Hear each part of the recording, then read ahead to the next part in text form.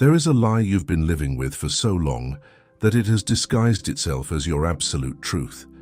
You wake up with it, you take it to work with you, you bring it into your relationships, and you lay your head next to it on the pillow every single night. It's the invisible architecture of your entire life. And the lie is simply this: you believe you are the person you've been pretending to be. Most of us are walking around wearing a heavy, suffocating suit of armor that we mistakenly believe is our own skin. We look in the mirror and we don't actually see ourselves.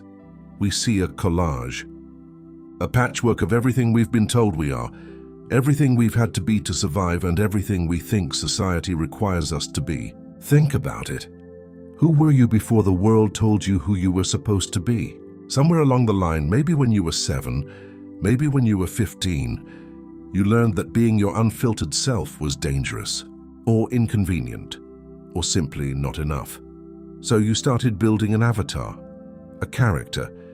You became the smart one, or the funny one, or the quiet one, or the one who fixes everything. You adopted these labels like survival strategies. And they worked. They kept you safe, they got you praise, they got you love, or at the very least they kept you from getting hurt. But here is the tragedy of the avatar. The mask you build to protect yourself eventually becomes the cage that imprisons you. This is why you are so tired. I'm not talking about the physical exhaustion that comes from a long day of work or a bad night's sleep. I'm talking about soul fatigue, that bone-deep chronic weariness that no amount of coffee, sleep, or vacation days can cure. You are exhausted because you are spending an immense, unquantifiable amount of psychological energy every single day just keeping the mask in place. Performance is exhausting, and performing as yourself is the most exhausting role of all. You live with this quiet, humming anxiety in the background of your mind, the fear of being found out. Imposter syndrome isn't just about your career. For many of us, it's about our entire identity. You are terrified that if you drop the act, if you stop being useful or accommodating or strong or perfect, the people around you will realize you're a fraud and walk away. But then something happens, the breaking point. It usually doesn't arrive with fireworks. It happens quietly. One day you just look at your life, at the relationships you've curated, at the identity you've so fiercely protected, and you feel nothing. Or worse, you feel completely disconnected from it all. You realize that the character you're playing has everything, but the person underneath has nothing. This is the moment of crisis, and society will tell you that you are depressed, that you are having a midlife crisis, that you need to fix yourself. They will sell you 1,000 ways to find yourself. Go on a retreat, buy this journal, take this course, add more to your identity. But here is the absolute truth that changes everything. Awakening isn't about adding anything to yourself. It's about subtraction. It is the ruthless, beautiful process of unbecoming everything that isn't really you. You are not your thoughts. Read that again.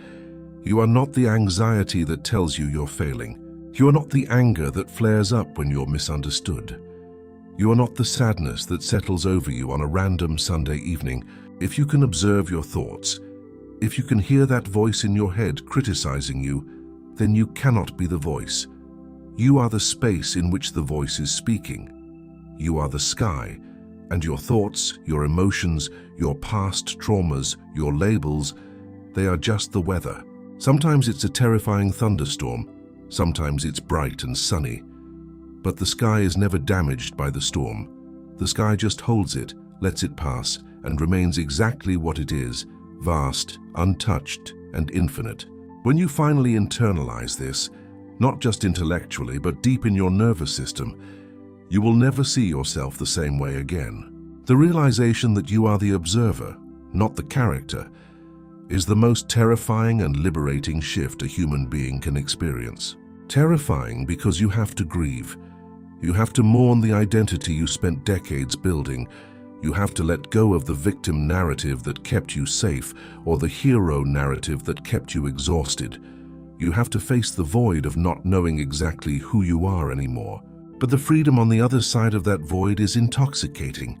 Imagine walking into a room and not needing anyone to perceive you in a specific way. Imagine someone misunderstanding you, and instead of rushing to defend yourself or fix their perception, you just let them be wrong, because their perception is just weather, and you are the sky. Imagine feeling a wave of anxiety, and instead of spiraling and thinking that you are a broken, anxious person, you simply note, there is anxiety moving through my body right now. You don't attach it to your identity. You don't build a house in it. You just let it pass. This is the death of the ego and the birth of actual authenticity. When you stop trying to be the character, you naturally become a masterpiece that is constantly repainting itself. You become fluid. You give yourself permission to contradict yourself, to change your mind, to outgrow people, and to evolve without issuing a public apology. The people in your life who fell in love with your mask might get angry. They will tell you that you've lost your way or that you're acting strange. Let them. Their discomfort is not your responsibility. They are grieving the loss of the predictable character they relied on. But the people who are meant to be in your life will sigh in relief. They will feel the sudden absence of your performance, and they will lean into the authentic, unscripted warmth of the real you. You are not your job. You are not your bank account. You are not the worst mistake you made 5 years ago. You are not the expectations of your parents, and you are not the projection of your partner. You are the quiet, still awareness that has been watching you try so hard all these years. So take a deep breath, let the armor drop. It's heavy and you don't need it anymore. You don't have to figure out who you are right now. You just have to stop being who you are not. The rest will naturally reveal itself in the silence you leave behind. If this resonated with you, if you felt a weight lift off your chest or a sudden clarity in your mind, let me know in the comments. What is the label you are finally ready to drop? Share this with someone who is exhausted from playing a character, and remember, the sky doesn't panic about the clouds, neither should you.